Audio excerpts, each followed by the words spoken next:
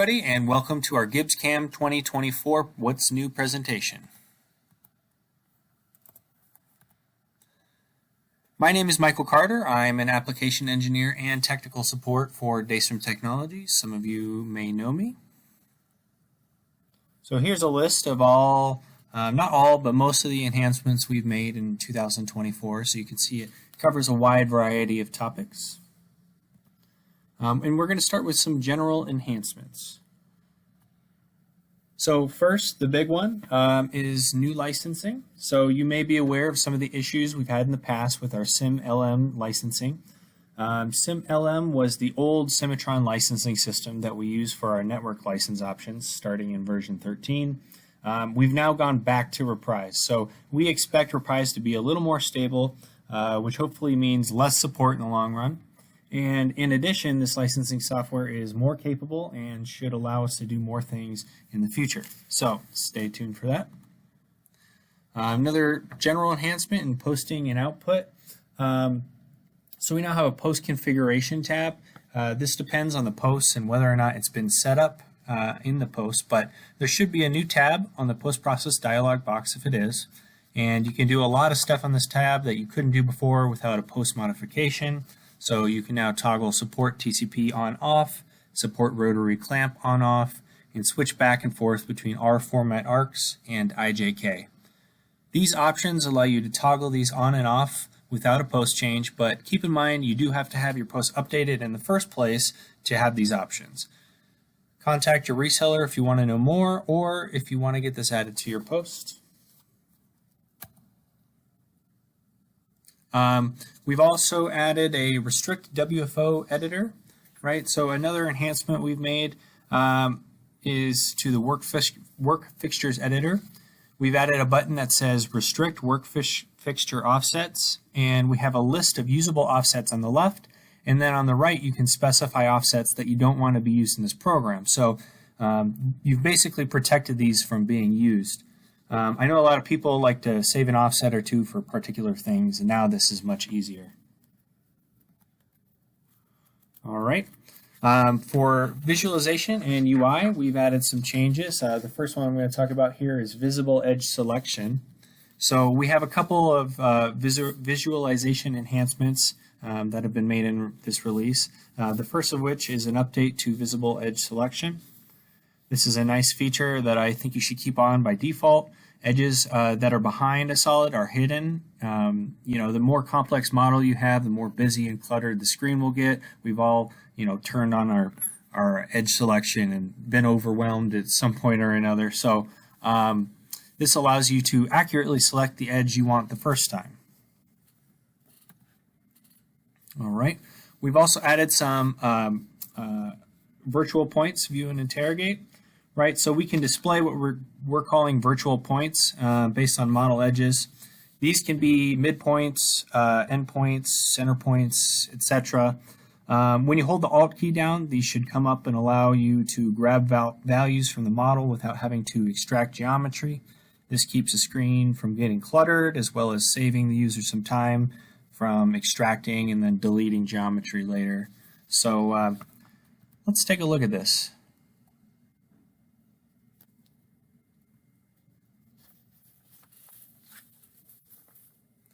All right, so first thing, you need to have your edge selection on, right? And if I go into my dimension palette, all I have to do is hover over a point and it'll give me the dimensional values of that point, the XYZ point.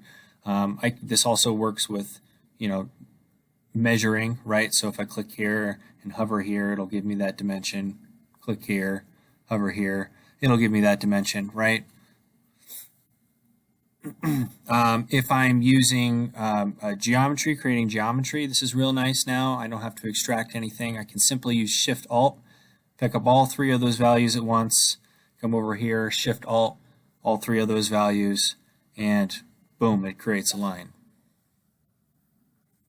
I'll do that again over here just to show you one more time. But before, we'd have to obviously extract the profile and then things get messy, right? Especially with geometry. So this also works for your stock values, moving your stock around. So now that's a lot easier as well.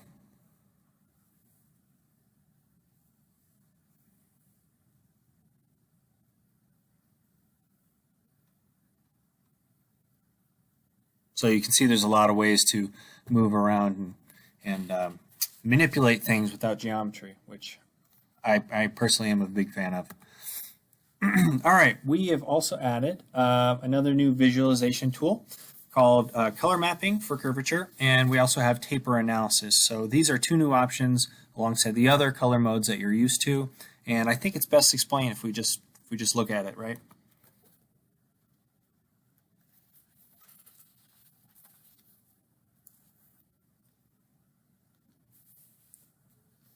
Okay, so the color mode is right up here in your floating toolbar, and we have two new options, taper angle color and curvature.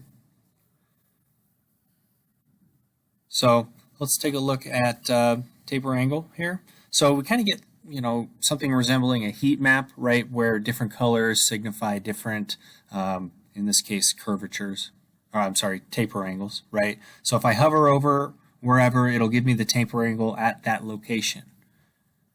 And I can also click here, change it to absolute, or change it from absolute. You can edit the colors, right? I could even add colors, right? So, well, I can make it whatever I want, right? If I want to make a pretty rainbow, that's pretty easy to do. You can also add colors if you want. So if the range of colors isn't enough to, you know, get you in the ballpark of what you need, it's easy to change that as well. All right, now looking at curvature, kind of a similar concept here. The different colors represent different mean curvatures in this sense, right? So again, I hover over it, it'll give me the value, and I can right click and say, hey, I'm concerned about the minimum curvature, right? You saw the options that we have there. And again, we got maximum here, mean, right? So some pretty cool stuff. I think those are pretty useful tools. Moving on, we have added support for the Sandvik CoroPlus tool library. So now this will allow you to transfer a cutting assembly from that library into GibbsCAM. And this will also bring any corresponding cutting data as well. So just a note, you do have to have an active CoroPlus library account.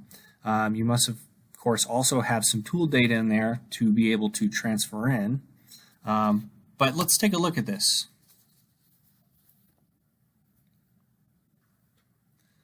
All right, so you can launch it from the process dialog box. There's actually a function that you can set up as well. Either one will get you the same place. You click the icon and it's logging into our CoroPlus tool library right now, right? And so I have some assemblies that have been set up, in this case a PrimeTurn B insert, right? And because this is a lathe, I want to tell it what orientation, and then it just brings in everything from the tool to the holder, everything that I had set up there, right? So let's take a look at this tool, you can see it added that holder there all automatically. So that was pretty easy. Let's go ahead and add another one here.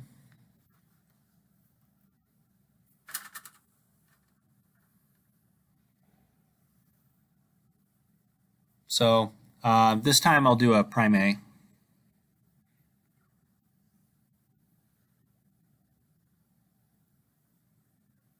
Tell the tool orientation again. And it just imports it, holder and all.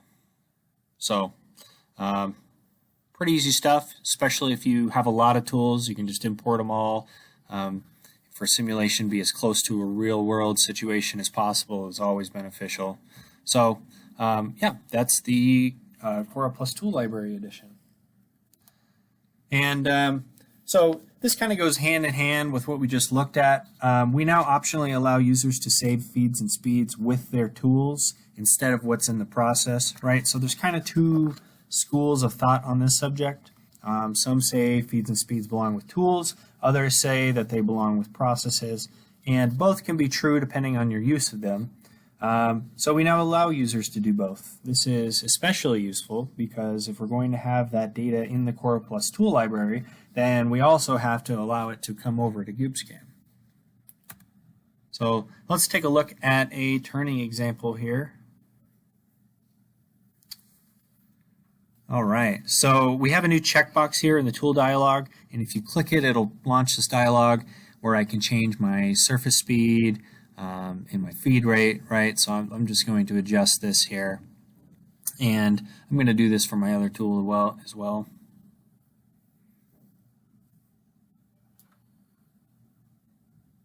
Making sure that all my tools have speeds associated with them.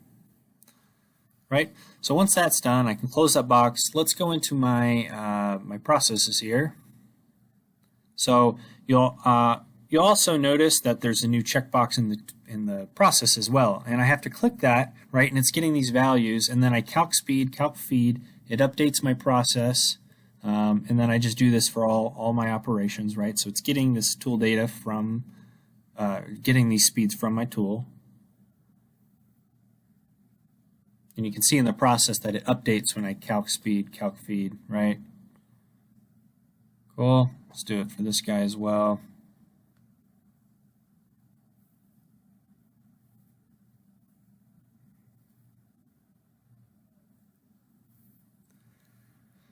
All right. And I'll go ahead and simulate this. It's kind of hard to tell what the feeds and speeds are through the simulation, but it's a little eye candy here.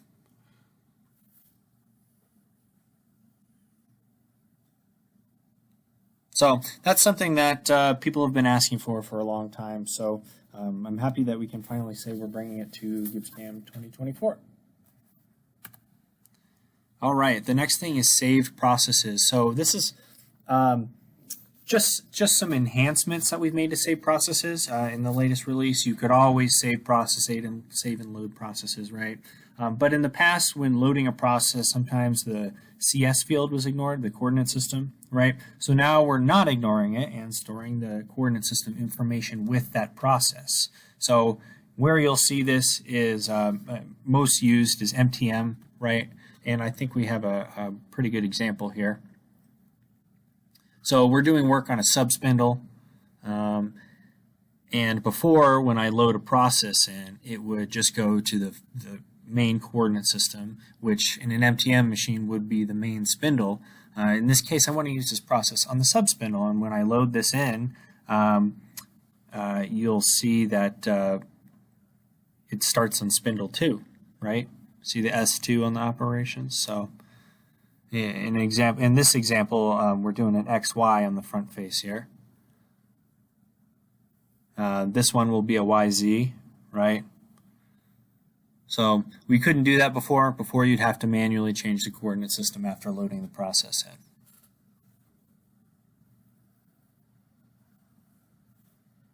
in. Okay. On to our next thing. Our next thing, some general enhancements with part setup. We're calling this fixture stacking. So this is similar to intermediate tooling. If you're familiar, it's in the same kind of place in GibbsCAM. And just like you can do with tool blocks, we can now do this with fixtures. So fixtures now have a receptor and an attachment point, which allows us to put components together and stack them. So this is useful for multiple part stations. Fixtures can now reorient and reposition parts or other fixtures. So we could put a fixture on a fixture or reorient a part using this, and the part will follow along with the fixture.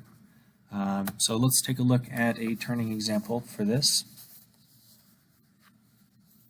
Okay, so open your DCD and go into your intermediate tooling, and we now have a fixture drop down, right? So on the main spindle, I can add, a faceplate here, give it some adjustment, right, so it's in the right spot. And we have an attachment point, so I'm attaching this face driver to that, and I want to flip it around and adjust that as well so it's sticking out. Cool. And I can do the same thing for the subspindle, right? So we're going to add a faceplate and some offset. Let's adjust the camera so I can see.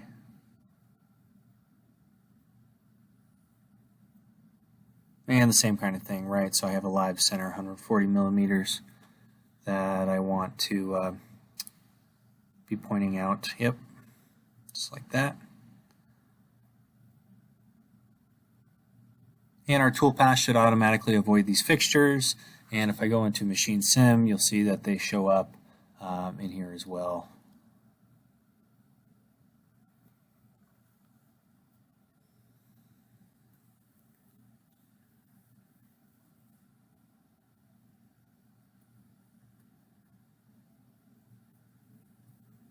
All right. I also have a milling example here. I think this is another good place. A lot of people like to leave their fixturing in the machine, maybe it's in a corner away from the active part, but it's still in the machine. We still want to be able to collision check against it, right? So here I'm going to add a Kurt vise. Let's show it, and we're going to stick our part in here.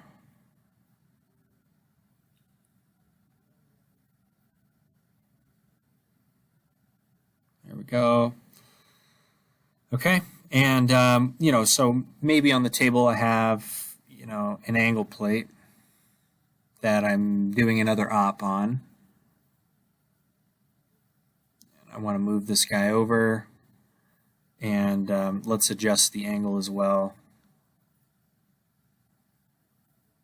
Good. And on this attachment point, I'm going to add another Kurt vise. And again, open this up.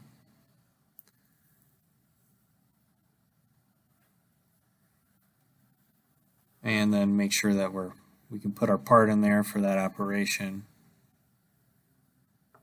So, and you see the toolpaths and everything will go with it if I so wish them to. So if I look at this in Machine Sim, right? So I'm going to be doing all my machining and everything else is in there, and I can collision check against these things. So I think that's pretty useful. All right. Moving along, we have rotary alignment and general probing.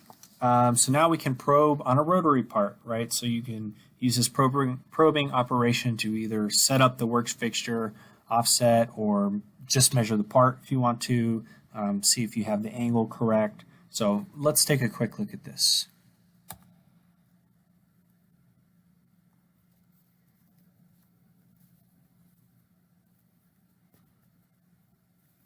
All right, so we have a new rotary axis probing operation, and let's select a probe.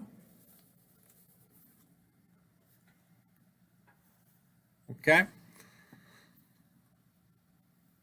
And so we have measurement or work fixture offset, right? In this case, I'll do measurement, right? So we can now select a point and the distance between the points. And it should find that. We also have an example up here where we're measuring this angle here within, quarter of a degree.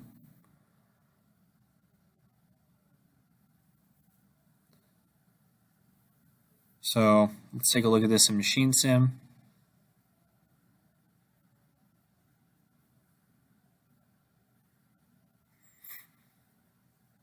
And it should touch off our two places and touch off our two places.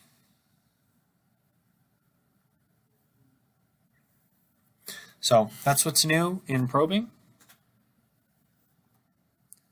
All right, on to some turning enhancements. The first one I'd like to talk about is a mill cutoff for MTM. You will find this process with the mill processes, but it should be used in turning, right? So you can perform cutoffs with an end mill or a side mill, and let's take a look at that. There's actually a lot of options here on how to do this. Okay, so mill cutoff, it's a new type of process. We're going to select our tool. Either one will work. I have examples with both here. So select your cutting style and your cutting strategy. We have continuous spiral, single cut, 2 cuts in the same direction, and 2 cuts back and forth. So let's look at these in the machine sim. All right, so all these were at the end mill. This is our spiral. Right. Here's our single cut. 2 cuts in the same direction. 2 cuts back and forth. And we have some options with the saw blade as well.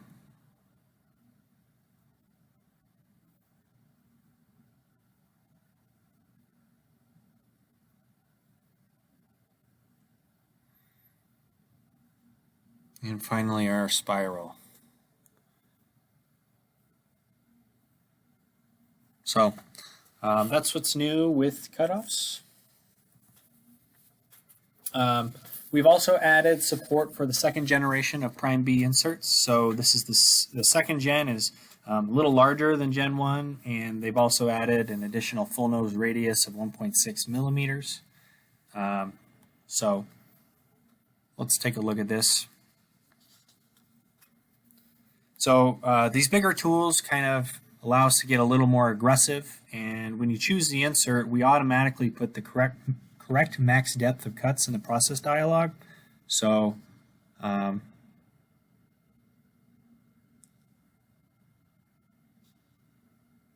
look at that. Right, so the min and max cut depth there is automatically filled in.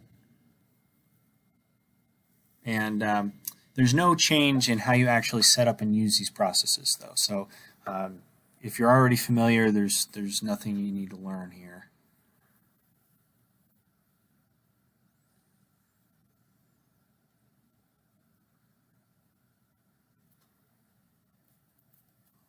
Okay, so that is the new Prime B insert. So that was it for turning. We have a little more in milling enhancements here. We've made improvements to how we handle form tools, right? So now in 2024, you'll see in the new tool dialog with a choice of real profile, monotonic, or nominal. Now, real profile is the default behavior that you're used to in previous versions of GibbsCAM. Now, monotonic disables undercuts in portions of the tool, right? So if you look at this diagram here, you can see that diameter D2, and then if we go to monotonic, it will basically go away, right? So you also see a little graphic symbol of where your tool has a purple halo right around it, and that's showing the shape of the tool that GibbsCAM will be using, right? So if you're importing a solid for a relieved shank tool and you don't want the shank to be involved in cutting, then you should choose monotonic and eliminate the problem of it trying to use that part of the tool. And then the third choice here, nominal parameters, is really useful. A lot of times when you import a solid tool for a multi-insert cutter, the manufacturer will give you the nominal specs of the assembled diameter and corner radius, which is really all you need to begin a process calculation. So in this case, instead of looking at the entire assembly top to bottom, you're simply putting in the nominal diameter and the virtual corner radius, and that's all you need to generate a toolpath. And the complete tool will still be shown in the simulation like you want it to, but for toolpath calculation, this is easier, and it's actually even more accurate way to define it. So some improvements to form tools there as well. All right, we've made another improvement to the contour material only when using pocketing. So there are no user interface changes here.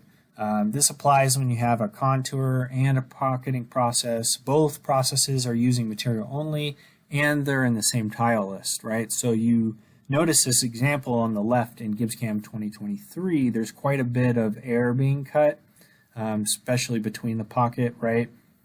So by simply opening this part in GibbsCAM 24 and hitting redo, you should see a change in the toolpath, and it now properly recognizes these gaps. Another change is the ramp down feature in contouring. Again, no user interface changes here, but just some back-end improvements to functionality.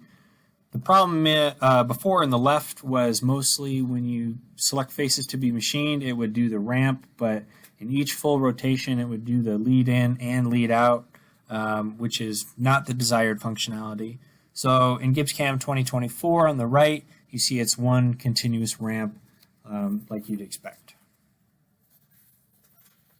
Okay, we've made, in my opinion, a pretty big change to engraving.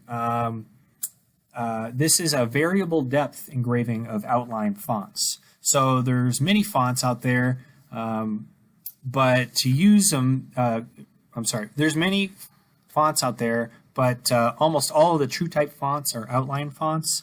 And we know that most of the time when we use a contour or an outline font, it just doesn't turn out great. So we can now use this new contour process on nearly any type of font.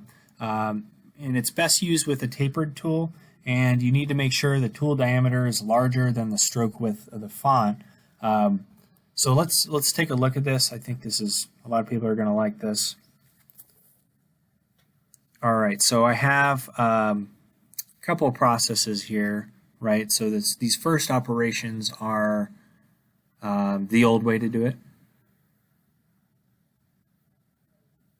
Right, so if I open this up, you know, I played around with these depth values to get something that looks good. So there was kind of some iteration in getting to this in the first place. So let's look at this in OpSim. Right, so it looks okay, but it's kind of stick outlined, and it's not lifting up where it should. So we have a new contour process, still in contour, but it's engraving here from the drop-down menu, and you see it's a pretty simple dialog box. I just set my average depth, and it's going to automatically lift up in corners and do things that just make it look a lot nicer. And I think this is something that, you know, I personally have been asked for many times. So try it out with your favorite font.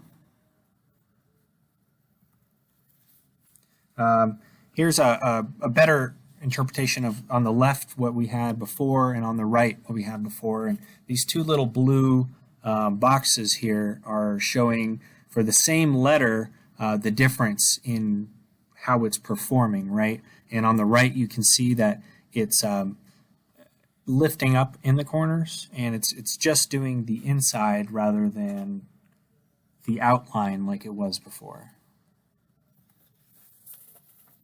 All right.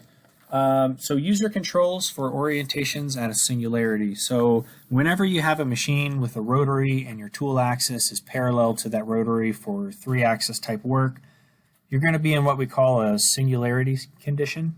And in the past, we had preset rules. Some are different for different process types, and when they work, it's fine, but there's times when they don't give you what you want, and we've never really given you control over them. There's workarounds, and it can get frustrating trying to get what you want, but we've taken care of all that, and it's pretty simple to do this in the newest version of GibbsCAM, right? So when I see support cases, and it's usually like, hey, I've got a big part and it's over traveling, and I know I can put it in this position, right, and rotate it this way, and I know I can make it fit. Well, now we have the tools to let you do that. So the options we have are do not rotate, automatic, rotary axis angle, and align with. Now, you won't see all of these in all situations, so just be aware of that. All right, so let's take a look at this part. This part is on a rotary. The z-axis is parallel to the rotary. There's 3 operations here. Let's check them out. So the first operation doesn't have any problems, right? Here's the second operation. It's over travel in X for the entire time. And on the third operation, looks like it's over traveled in X, half the time, right? So it looks like operations 2 and 3 are the problems. Now I know operation 1 isn't a problem, but I just want to use it as an example, right? Maybe I don't like where the tool is. So rather than automatic here, what I can do is, hold on here, rotary angle here, all right? And I can set the angle that I want it to remain at. So I'm going to put 105 so that it's on the opposite side of where it is currently. And let's machine sim this.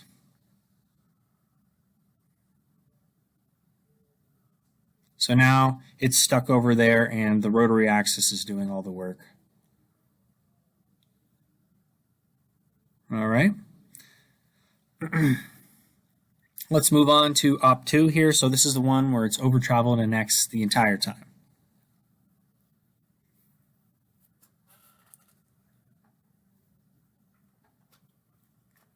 So let's open up our process dialog here and go to the rotate tab. And so you have to set these up beforehand, right? They're not just going to be here. You actually set them up in the MDD. And this is where it's at in the MDD if you're someone who uses Machine Manager. Set up alignment vectors, they're called, right? But in this case, I want it to stay in quadrant 1, which is, you know, the 45-degree angle here. And we'll hit redo. And let's take a look at this.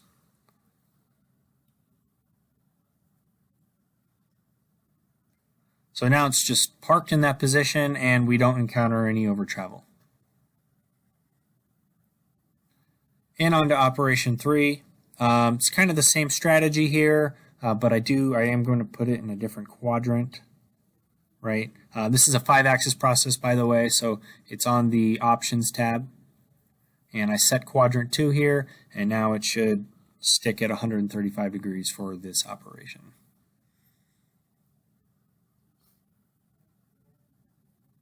And again, no over travel.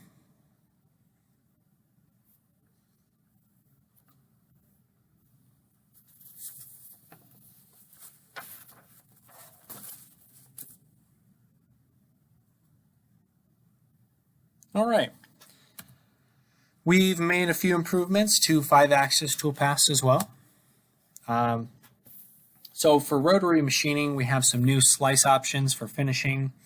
Optimize step over for walls. So if you're trying to do more with walls versus the floors, we have some more options for a better toolpath. The second one is for floor finishing, either cylindrical or conical. You can specify a conical angle, but obviously you need a 5-axis machine for that. So if you want to finish a conical portion of a lead screw, you could use a 5th axis to lock that in position. In our normal 5-axis surface paths, if you're familiar, for all the other strategies, you had a run tool where you can specify at center, at radius, right?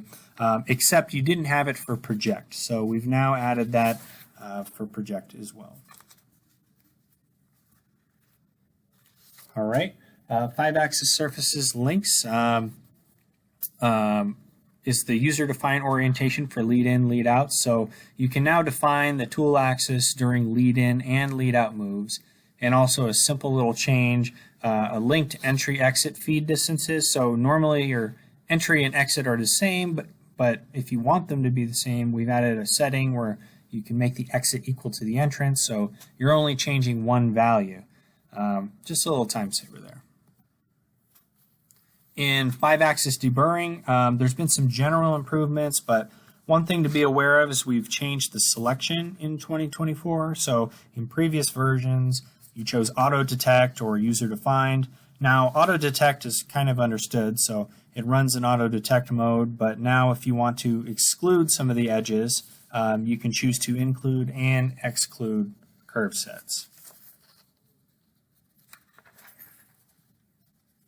All right. In multi-axis machining, you can now align the tool with the containment. So you can now choose if you want to stay in or out. We've added point distribution. There's ramp offset for roughing, which is basically on your first depth of cut. If you're cutting too much air, you can basically trim that toolpath off. You can also choose the floor boundary as a 3D containment, so you don't have to pull the curve out there.